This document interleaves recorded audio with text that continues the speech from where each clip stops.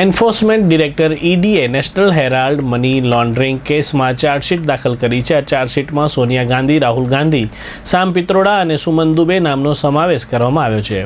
ત્યારે કચ્છ જિલ્લા ભાજપના પ્રમુખ દેવજીભાઈ વરચદની આગેવાનીમાં ભૂત શહેર પ્રમુખ મિત ઠક્કર, મહામંત્રીઓ જીગર શાહ, રીતેન ગોર તેમજ કાર્યકરોની ઉપસ્થિતિમાં વિરોધ પ્રદર્શન યોજવામાં આવ્યું હતું। જૂના ભાજપ કાર્યાલય ખાતે રાહુલ ગાંધીના પુતળાનું દહન કરીને વિરોધ પ્રદર્શન યોજવામાં આવ્યું હતું।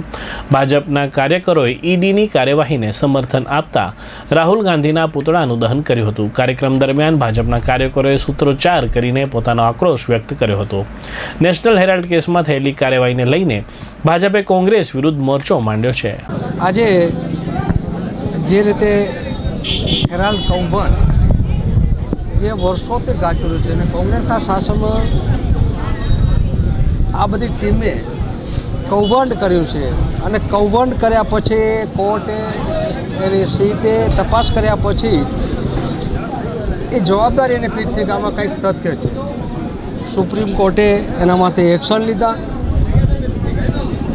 જ્યારે સુપ્રીમ કોર્ટ એને નથી ગમતો એવો નિર્ણય લેતી હોય ત્યારે સુપ્રીમ કોર્ટને પણ એ વખોડતી હોય। જ્યારે આજે સુપ્રીમ કોર્ટે નિર્ણય તો કે આમાં કંઈક તથ્ય છે ત્યારે પાછી એમ કીધું આનામાં પણ ભરોસો નથી। સુપ્રીમ કોર્ટે વિગ્રહ રાખીને નિર્ણય લીધો છે। કોર્ટનું કામ કરતી હોય।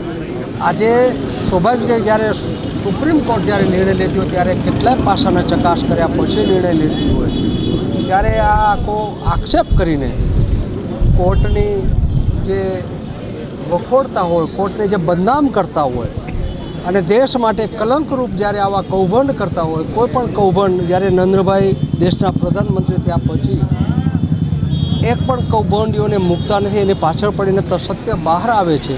ત્યારે આનું પણ સત્ય બહાર આવ્યું છે। ત્યારે જે રીતે ખોટો પ્રચાર માધ્યમથી અમને નિર્દોષોને અમને પરેશાન કરવાનો રાજકીય કિનાખોરી રાખીને એના માટે આખા દેશને બદનામ કરી રહ્યા છે ત્યારે જે કલંકિત છે એનો સ્વાભાવિક છે કે વિરોધ થવો જોઈએ અને પૂતળા બંધ છે કે એનાથી આખી ભારતીય જનતા પાર્ટીની ટીમ, શહેર સંગઠન, જિલ્લાના હોદ્દેદારો સૌ એકત્ર થઈને લોકો વચ્ચે આ મેસેજ જાય કે જે ગલત કરે છે એ ગલતનો એનો જવાબ પણ મળતો હોય, લોકોની નજરથી પણ ઉતારતા હોય।